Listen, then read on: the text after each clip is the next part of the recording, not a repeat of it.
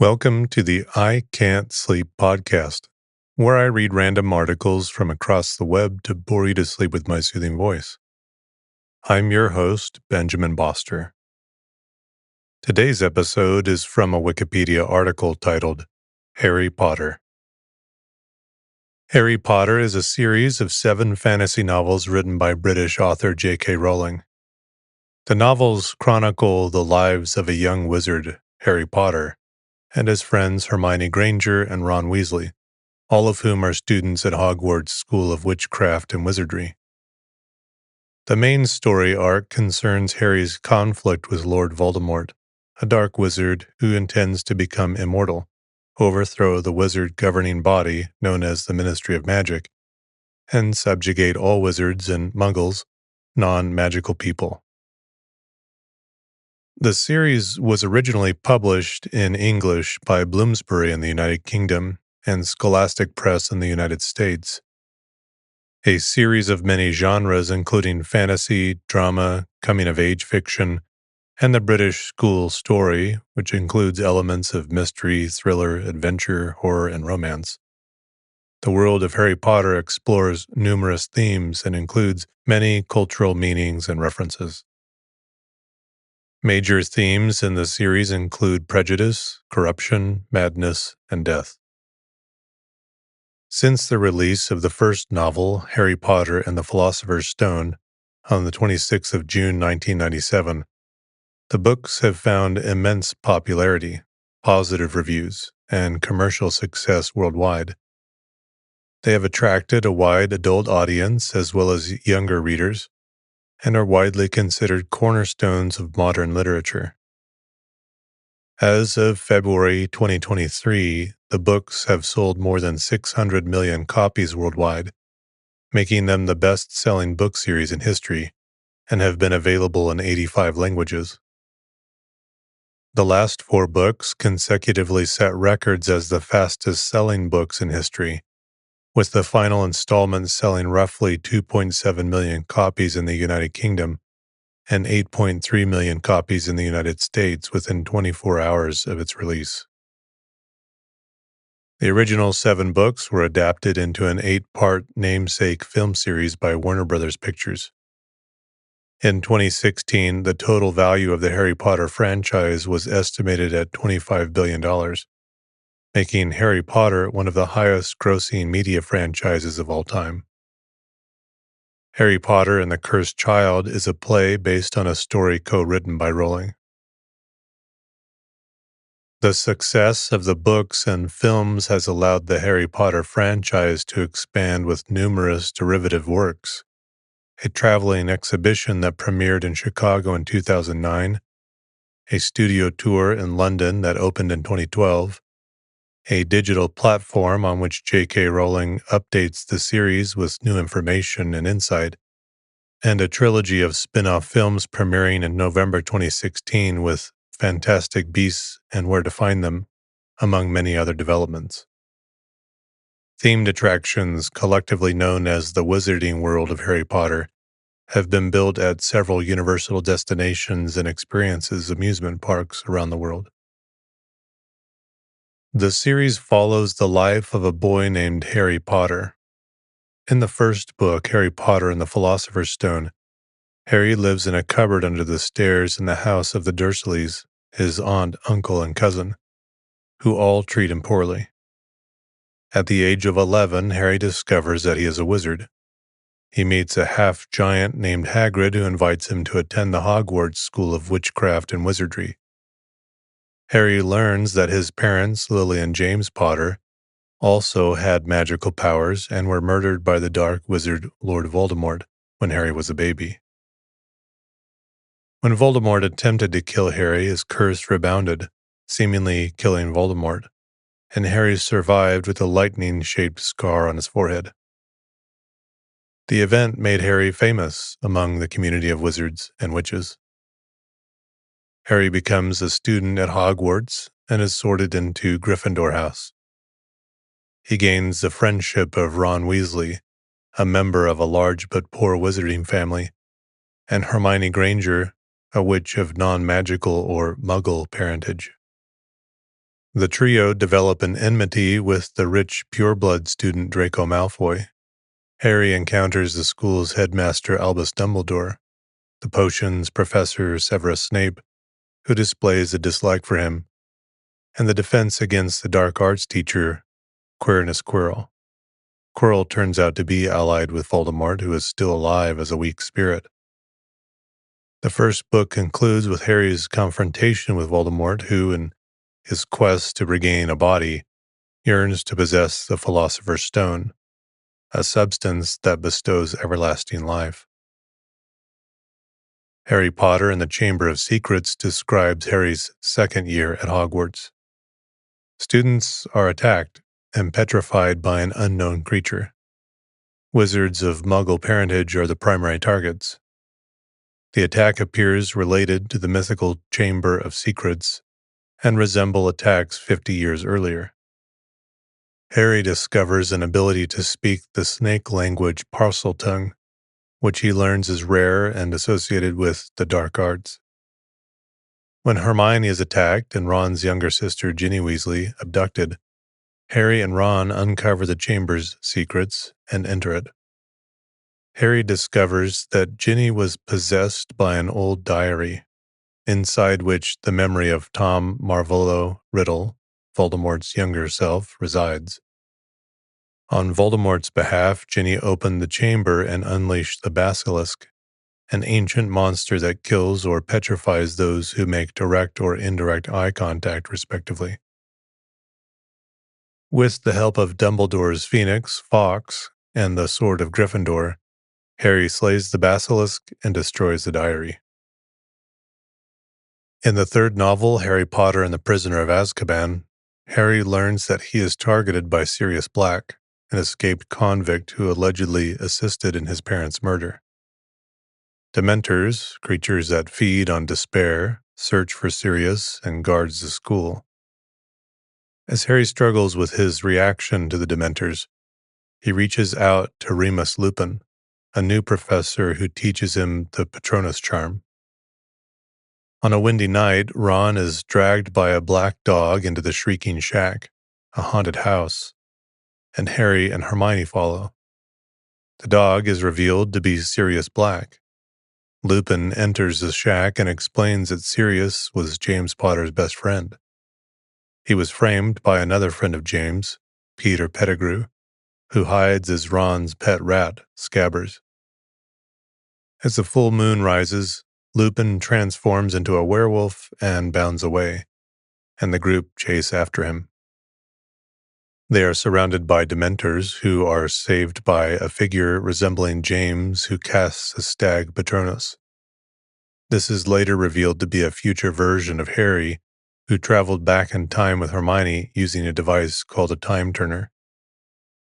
The duo helps Sirius escape on a hippogriff while Pettigrew escapes. In Harry's fourth year of school, detailed in Harry Potter and the Goblet of Fire, Hogwarts hosts the Triwizard Tournament, a contest between Hogwarts and the school's Beauxbatons and Durmstrang. Harry is unwillingly entered into the contest, becoming Hogwarts' second participant after Cedric Diggory, an unusual occurrence that causes his friends to distance themselves from him. Harry claims the Triwizard Cup with Cedric, but in doing so is teleported to a graveyard where Pettigrew kills Cedric, then resurrects Voldemort using Harry's blood. Voldemort convenes his supporters, the Death Eaters, and Harry manages to escape after a duel with Voldemort. Upon returning to Hogwarts, it is revealed that a Death Eater, Barty Crouch Jr., in disguise as the new Defense Against the Dark Arts professor, Alistair Mad-Eye Moody, engineered Harry's entry into the tournament, secretly helped him, and had him teleported to Voldemort.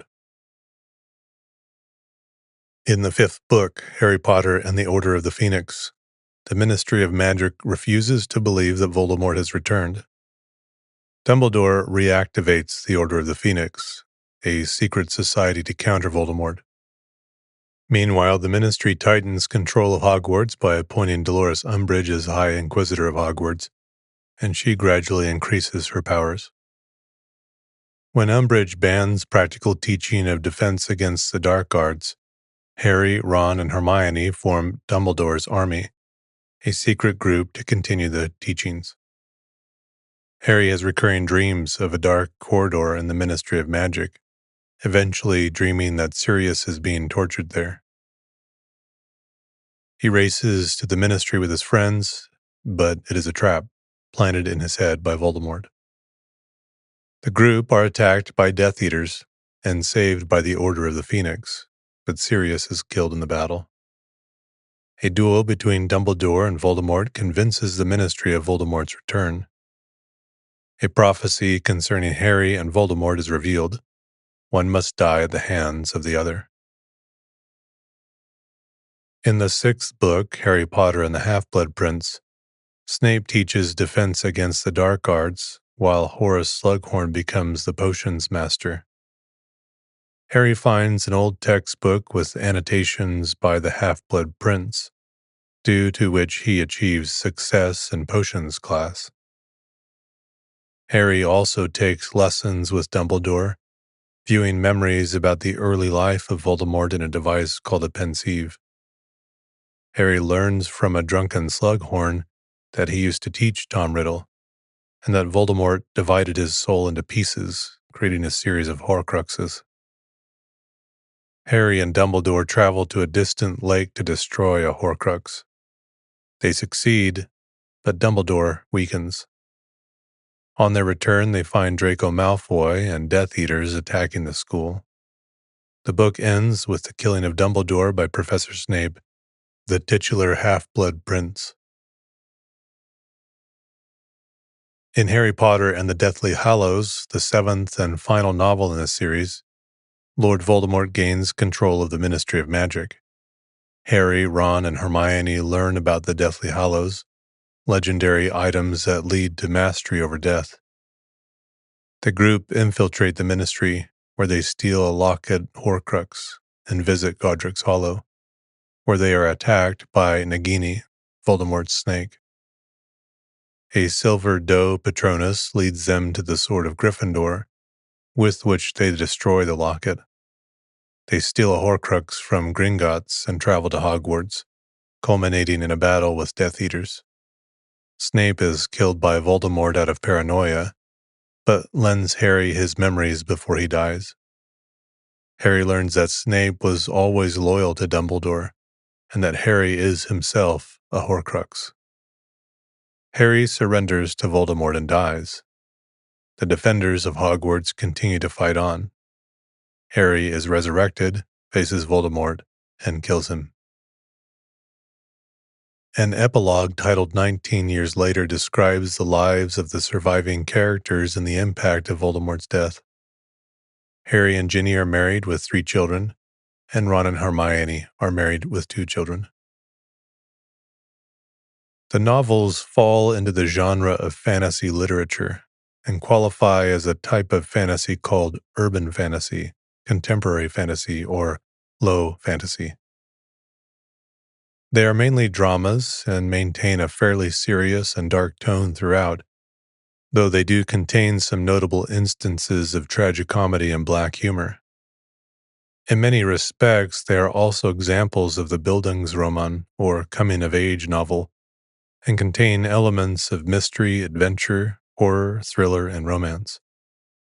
The books are also, in the words of Stephen King, shrewd mystery tales, and each book is constructed in the manner of a Sherlock Holmes-style mystery adventure. The stories are told from a third-person limited point of view with very few exceptions, such as the opening chapters of Philosopher's Stone, Goblet of Fire, and Deathly Hallows, and the first 2 chapters of Half-Blood Prince. The series can be considered part of the British children's boarding school genre, which includes Rudyard Kipling's Stocky and Co., Enid Blyton's Mallory Towers, St. Clair's and the Naughtiest Girl series, and Frank Richards' Billy Bunter novels. The Harry Potter books are predominantly set in Hogwarts, a fictional British boarding school for wizards, where the curriculum includes the use of magic.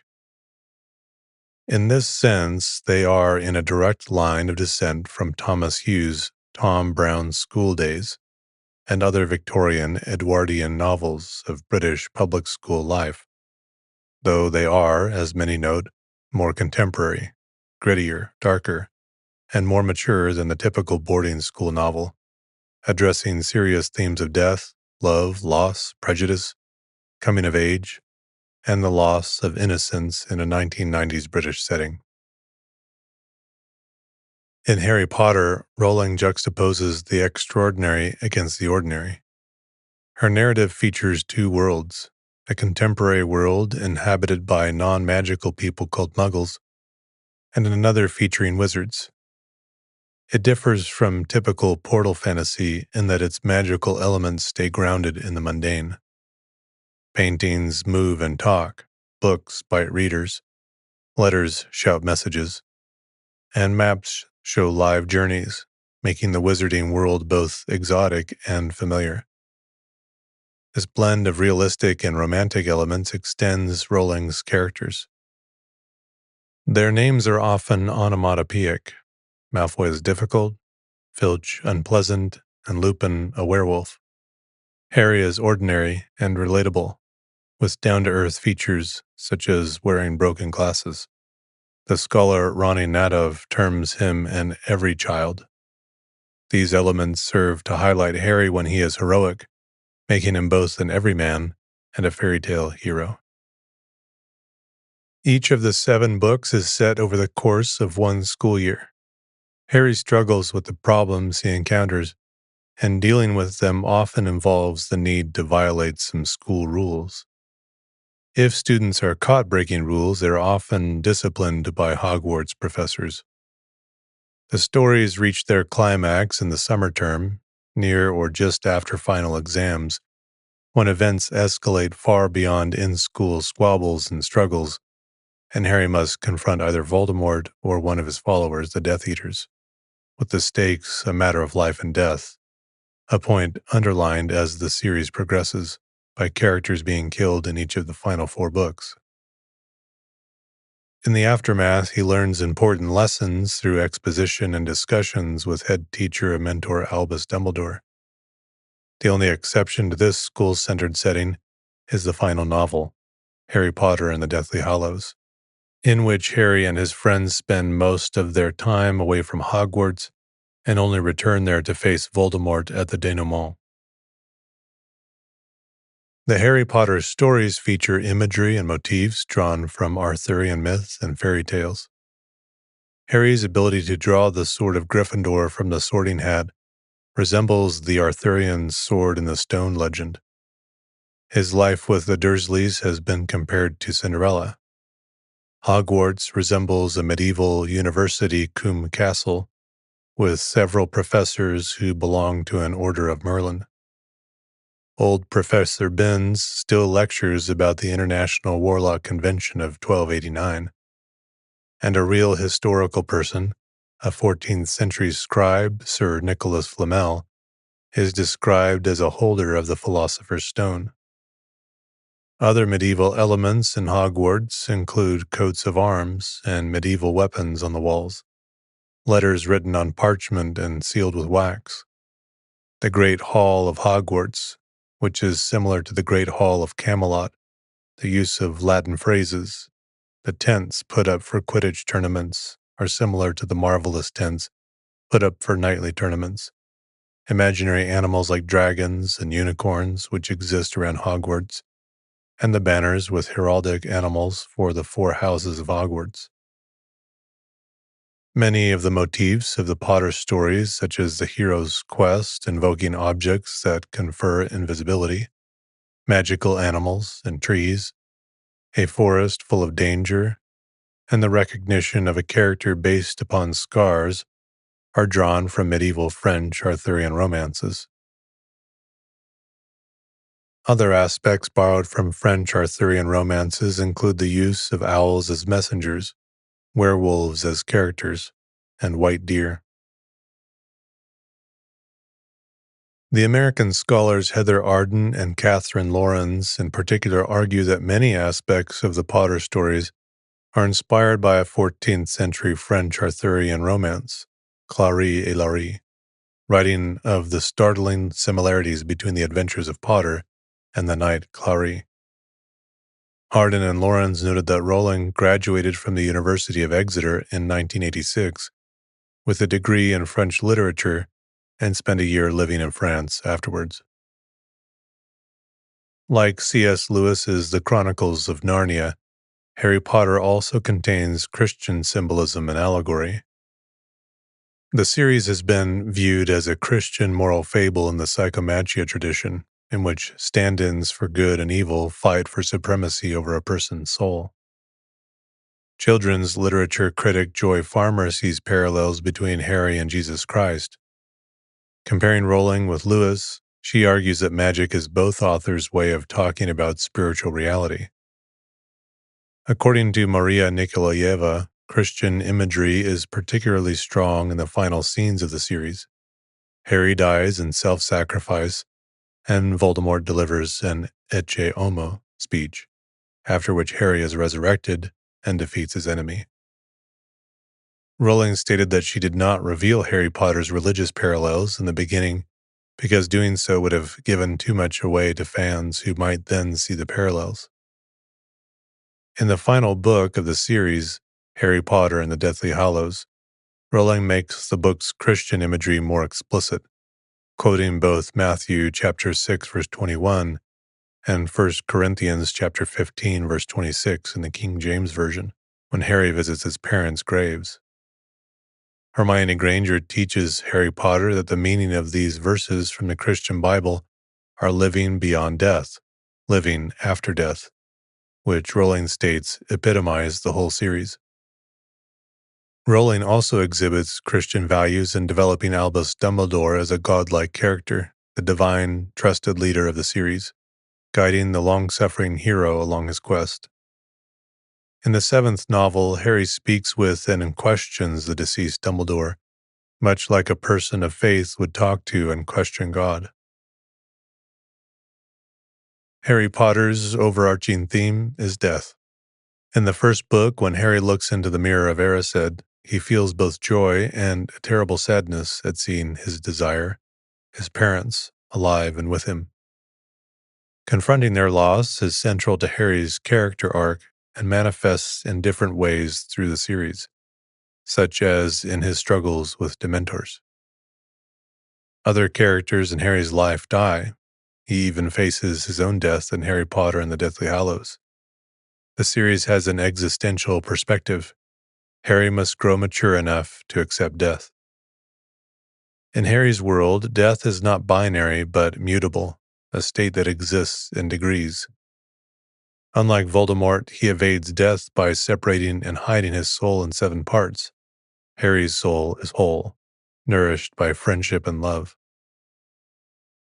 Love distinguishes Harry and Voldemort. Harry is a hero because he loves others, even willing to accept death to save them. Voldemort is a villain because he does not. Harry carries the protection of his mother's sacrifice in his blood. Voldemort, who wants Harry's blood and the protection it carries, does not understand that love vanquishes death. Rowling has spoken about thematizing death and loss in the series. Soon after she started writing Philosopher's Stone, her mother died. She said that, "I really think from that moment on, death became a central, if not the central theme of the 7 books." Rowling has described Harry as the prism through which I view death, and further stated that all of my characters are defined by their attitude of death and the possibility of death.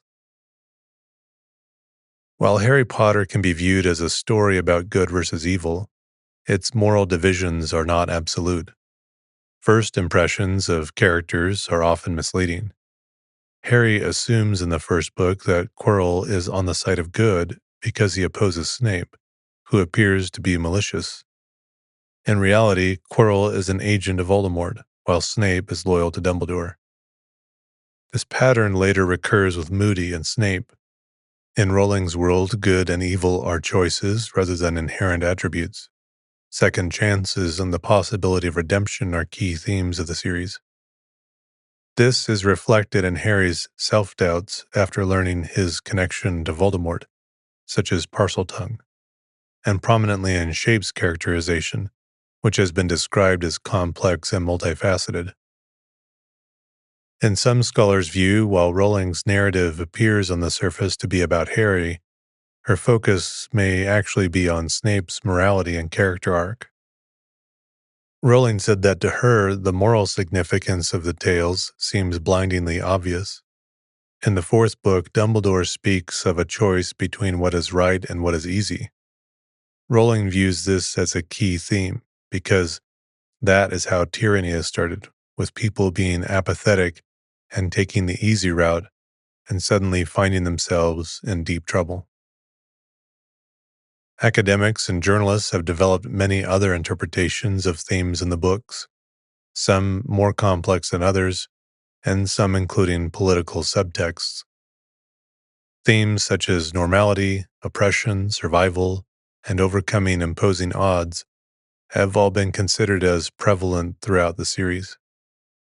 Similarly, the theme of making one's way through adolescence and going over one's most harrowing ordeals, and thus coming to terms with them, has also been considered. Rowling has stated that the books comprise a prolonged argument for tolerance, a prolonged plea for an end to bigotry, and that they also pass on a message to question authority and not assume that the establishment or the press tells you all the truth.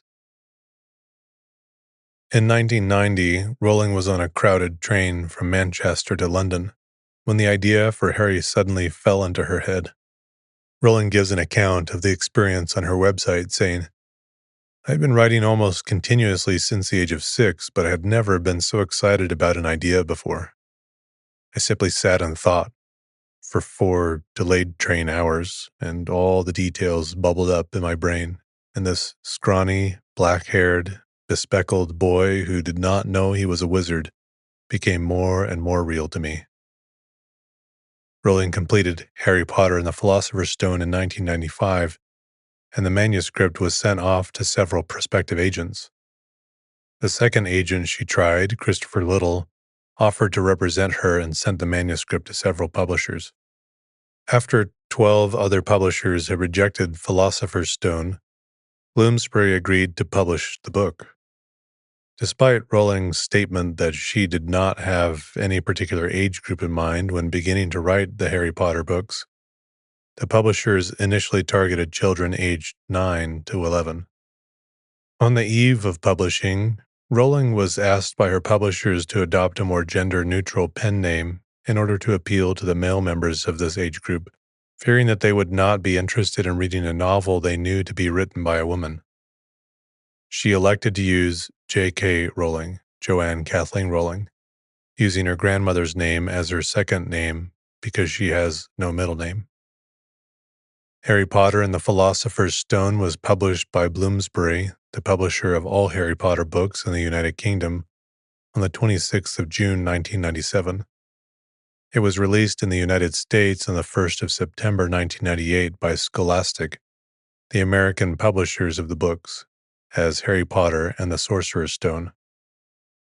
After the American rights sold for $105,000, a record amount for a children's book by an unknown author. Scholastic feared that American readers would not associate with the word philosopher with magic, and Rowling suggested the title Harry Potter and the Sorcerer's Stone for the American market. Rowling has later said that she regrets the change. The second book, Harry Potter and the Chamber of Secrets, was originally published in the UK on the 2nd of July 1998, and in the US on the 2nd of June 1999. Harry Potter and the Prisoner of Azkaban was published a year later in the UK on the 8th of July 1999, and in the US on the 8th of September 1999. Harry Potter and the Goblet of Fire was published on July 8, 2000, at the same time by Bloomsbury and Scholastic. Harry Potter and the Order of the Phoenix is the longest book in the series, at 766 pages in the UK version and 870 pages in the US version. It was published worldwide in English on the 21st of June 2003. Harry Potter and the Half-Blood Prince was published on the 16th of July 2005. The seventh and final novel, Harry Potter and the Deathly Hallows, was published on the 21st of July 2007. Rowling herself has stated that the last chapter of the final book, in fact the epilogue, was completed in something like 1990. Rowling retained rights to digital editions and released them to the Pottermore website in 2012. Vendors such as Amazon displayed the ebooks in the form of links to Pottermore, which controlled pricing. All 7 Harry Potter novels have been released in unabridged audiobook versions, with Stephen Fry reading the British editions and Jim Dale voicing the series for the American editions. On Audible, the series has been listed as of November 2022 for over 1 billion hours. The series has been translated into more than 80 languages, placing Rowling among the most translated authors in history. The books have seen translations to diverse languages such as Korean, Armenian, Ukrainian, Arabic, Urdu, Hindi, Bengali, Bulgarian, Welsh, Afrikaans, Albanian, Latvian, Vietnamese, and Hawaiian. The first volume has been translated into Latin and even Ancient Greek, making it the longest published work in Ancient Greek since the novels of Heliodorus of Emesa in the 3rd century AD. The second volume has also been translated into Latin. Some of the translators hired to work on the books were well-known authors before their work on Harry Potter, such as Viktor Golishev, who oversaw the Russian translation of the series' 5th book. The Turkish translation of books 2 to 7 was undertaken by Sevan Okyay, a popular literary critic and cultural commentator.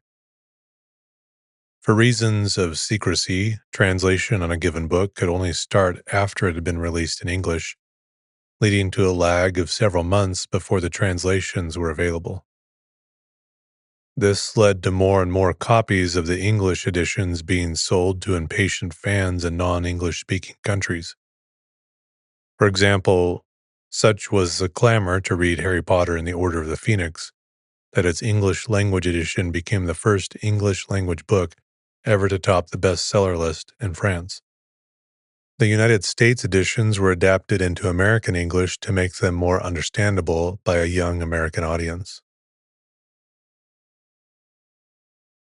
For cover art, Bloomsbury chose painted art in a classic style of design, with the first cover a watercolor and pencil drawing by illustrator Thomas Taylor, showing Harry boarding the Hogwarts Express and a title in the font Coaching Bold.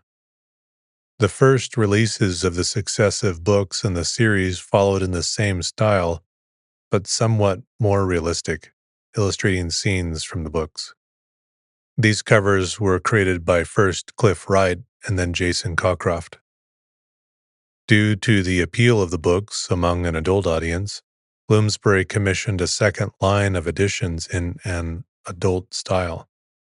These initially used black and white photographic art for the covers, showing objects from the books, including a very American Hogwarts Express, without depicting people, but later shifted to partial colorization with a picture of Slytherin's locket on the cover of the final book. International and later editions have been created by a range of designers, including Mary Grandpré for U.S. audiences and Mika Launas in Finland. For a later American release, Kazu Kibuishi created covers in a somewhat anime-influenced style. The popularity of the Harry Potter series has translated into substantial financial success for Rowling, her publishers, and other Harry Potter-related license holders. This success has made Rowling the first and thus far only billionaire author. The books have sold more than 600 million copies worldwide and have also given rise to the popular film adaptations produced by Warner Bros. Pictures, all of which have been highly successful in their own right. The total revenue from the book sales is estimated, as of November 2018, to be around $7.7 billion. The first novel in the series, Harry Potter and the Philosopher's Stone, has sold in excess of 120 million copies, making it one of the best-selling books in history. The films have in turn spawned 8 video games and have led to the licensing of more than 400 additional Harry Potter products. The Harry Potter brand has been estimated to be worth as much as $25 billion. The great demand for Harry Potter novels motivated the New York Times to create a separate bestseller list for children's literature in 2000, just before the release of Harry Potter and the Goblet of Fire. By the 24th of June 2000, Rowling's novels had been on the list for 79 straight weeks. The first 3 novels were each on the hardcover bestseller list. On the 12th of April 2007, Barnes & Noble declared that Deathly Hallows had broken its pre-order record, with more than 500,000 copies pre-ordered through its site. For the release of Goblet of Fire, 9,000 FedEx trucks were used with no other purpose than to deliver the book. Together, Amazon.com and Barnes & Noble pre-sold more than 700,000 copies of the book. In the United States, the book's initial printing run was 3.8 million copies. This record statistic was broken by Harry Potter and the Order of the Phoenix, with 8.5 million, which was then shattered by Half-Blood Prince, with 10.8 million copies. Within the first 24 hours of its release, 6.9 million copies of Prince were sold in the US. In the UK, more than 2 million copies were sold on the first day. The initial US print run for Deathly Hallows was 12 million copies, and more than 1 million were pre-ordered through Amazon and Barnes & Noble. Fans of the series were so eager for the latest installment that bookstores around the world began holding events to coincide with the midnight release of the books, beginning with the 2000 publication of Harry Potter and the Goblet of Fire. The events, commonly featuring mock sorting, games, face painting, and other live entertainment, have achieved popularity with Potter fans and have been highly successful in attracting fans and selling books, with nearly 9 million of the 10.8 million initial printed copies of Harry Potter and the Half-Blood Prince sold in the first 24 hours. The final book in the series, Harry Potter and the Deathly Hallows, became the fastest-selling book in history, moving 11 million units in the first 24 hours of release. The book sold 2.7 million copies in the UK and 8.3 million in the US. The series has also gathered adult fans, leading to the release of 2 editions of each Harry Potter book, identical in text but with one edition's cover artwork aimed at children and the other aimed at adults. Early in its history, Harry Potter received positive reviews. On publication, the first book, Harry Potter and the Philosopher's Stone, attracted attention from the Scottish newspapers, such as The Scotsman, which said it had all the makings of a classic, and the Glasgow Herald, which called it magic stuff. Soon the English newspapers joined in, with the Sunday Times comparing it to Roald Dahl's work. Comparisons to Dahl are, this time, justified. While the Guardian called it a richly textured novel, given liftoff by an inventive wit. By the time of the release of the 5th book, Harry Potter and the Order of the Phoenix, the books began to receive strong criticism from a number of literary scholars. Yale professor, literary scholar, and critic Harold Bloom raised criticisms of the book's literary merits, saying, "Rowling's mind is so governed by cliches and dead metaphors that she has no other style of writing." A.S. Byatt authored an op-ed article in the New York Times, calling Rowling's universe a secondary world, made up of intelligently patchworked derivative motifs from all sorts of children's literature, written for people whose imaginative lives are confined to TV cartoons and the exaggerated, more exciting, not threatening, mirror worlds of soaps, reality TV, and celebrity gossip. Michael Rosen, a novelist and poet, held the opinion that the books were not suited for children as they would be unable to grasp the complex themes. Rosen also stated that J.K. Rowling is more of an adult writer. The critic Anthony Holden wrote in The Observer on his experience of judging Harry Potter and the Prisoner of Azkaban for the 1999 Whitebread Awards. His overall view of the series was negative. The Potter saga was essentially patronizing, conservative, highly derivative, dispiritingly nostalgic for a bygone Britain. And he speaks of a pedestrian, ungrammatical prose style. Ursula K. Le Guin said, "I have no great opinion of it. It seemed a lively kid's fantasy crossed with a school novel, good fare for its age group, but stylistically ordinary, imaginatively derivative, and ethically rather mean-spirited." By contrast, author Faye Weldon, while admitting that the series is not what the poets hoped for, nevertheless goes on to say, "But this is not poetry. It's readable, sellable, everyday, useful prose." Harry Potter transformed children's literature. In the 1970s, children's books were generally realistic as opposed to fantastic, while adult fantasy became popular because of the influence of The Lord of the Rings. The next decade saw an increasing interest in grim, realist themes, with an outflow of fantasy readers and writers to adult works. The commercial success of Harry Potter reversed this trend. The scale of its growth had no precedent in the children's market. Within 4 years of the series' inception, it occupied 28% of that field by revenue. Children's literature rose in cultural status, and fantasy became a dominant genre. Older works in the genre, including Diana Wynne Jones's Crestomancy series and Diane Duane's Young Wizard, were reprinted and rose in popularity. Some authors reestablished their careers. In following decades, many Harry Potter imitators and subversive responses grew popular. Rowling has been compared to Enid Blyton, who also wrote in simple language about groups of children and long held sway over the British children's market. She's also been described as an heir to Roald Dahl. Some critics view Harry Potter's rise, along with the concurrent success of Philip Pullman's His Dark Materials, as part of a broader shift in reading tastes, a rejection of literary fiction in favor of plot and adventure. This is reflected in the BBC's 2003 Big Read survey of the UK's favourite books, where Pullman and Rowling ranked at number 3 and 5, respectively, with very few British literary classics in the top 10.